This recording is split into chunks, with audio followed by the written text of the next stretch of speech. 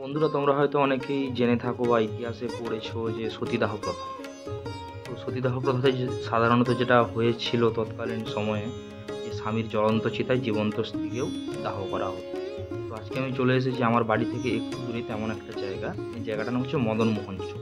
আর এই যে মন্দিরটা দেখছো, এই মন্দিরটাকে আমরা বলি সতী মন্দির, কারণ এখানেও এক নারীকে সতীদাহ প্রথাতে শিকার হতে হয়েছিল। তার স্বামীর জ্বলন্ত চিতায় জীবন্ত স্ত্রীকে হত্যা করা হয়েছিল, দাহ করা হয়েছিল। তো এই যে কুণ্ডুটা দেখছো, এই কুণ্ডুটাতে হচ্ছে সবাই সিঁদুর দেয়। কারণ ছোটো থেকে দেখেছি মা জেঠিমা এরা সবাই সিঁদুর দিতে আসতো, কারণ কেউ হয়তো কোনো মানত করতো বা কিছু করতো, সে কারণেই সবাই সিঁদুর দিত। তো আমিও সেই হিসাবেই এখানে এসেছিলাম।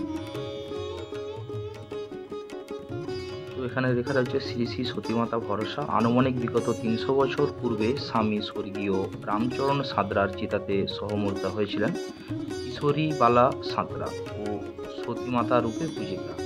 তো 300 বছর পুরনো এই মন্দির, 300 বছর আগে এই ঘটনাটা ঘটেছিল। সতীদাহ প্রথাতে যিনাকে জ্বলন্ত চিতায় দাহ করা হয়েছিল। তো সেই হিসাবেই এই মন্দিরটা এখানে তৈরি। তো সেই জন্যই এই মন্দিরটার নাম হলো সতী মন্দির, যেহেতু সতীদাহ প্রথা। আর এবং মন্দিরের পাশে একটা খুব সুন্দর রয়েছে কালী মন্দির, এবং এই কালী মন্দিরটা অনেক বছর পুরনো। কালী মন্দিরটাও নতুন হয়েছে, এই সতী মন্দিরটাও সংস্কার করা হয়েছে, এবং পাশে হচ্ছে ভোলে বাবার মন্দির, মদনেশ্বর ভোলে বাবার মন্দির। আর পাশে ছেলেরা কী করছে ওটা তোমরাও জানো সবাই, শিব মন্দিরে কী করে সবাই।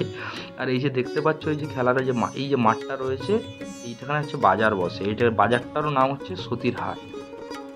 প্রতি শনিবার এবং মঙ্গলবার বাজার বসে। এই জায়গাটার নাম হচ্ছে সতীর হাট। দেখা হচ্ছে বন্ধুরা পরের ব্লগে। ধন্যবাদ।